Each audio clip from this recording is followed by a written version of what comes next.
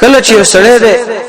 علم نشته دی عمل نشته دی او عمل شته او علم نشته دم ډیر ساقطه فرزه ده بیکاره سړی دی الله دې مو تاسو ته وساتي چا چې دوړه جمع کړل کامیابیږي اندقه مثال ته ګور چې کوم مې درکړی دی بیا وایم یو سړی دی چې عمل سره شته دی خو علم نشته نه پیژني چې دا دیوال د باغ نه چا پیر دی دې کې دنه مڼې دي باغبان پکشته کنهشته علم نشته خو عمل کوي منظري زوی دی نه روپۍ تیاری کړل دی نو ګل سوتل دی د باغ نه ګر چا پیر ګرځي ما خام شو نو دا صرف عمل بدله فائدہ ورکړي تر څو چې علم سره نشته ها نور کوي کنه عمل شته خو علم نشته علم ته ضرورت دی چې دا وخت مونږ دی کنه دی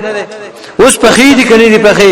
آیا مونږ په عوامي خرڅي کریټونه ډکې بهر ملته لګي نو تاسو به کامل علم دی به ته عمل فائدہ درکې سوچ کوی خبره باندې علم به سره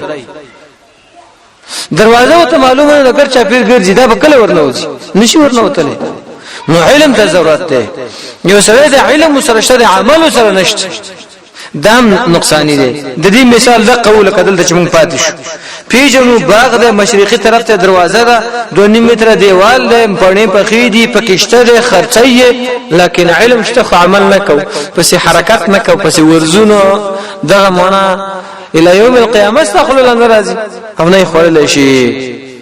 نظم ورونو هغه مؤمن هغه مسلمان هغه ورور کامیاب دی چې علم حاصل کو او دا هغه سره سره عملم کو دا کامیاب دی الله دې دا دوه صفاتونه ما کې پیدا کړي او پتا سوزما ورونو په عام اوریدونکو مسلمانانو کې پیدا کړي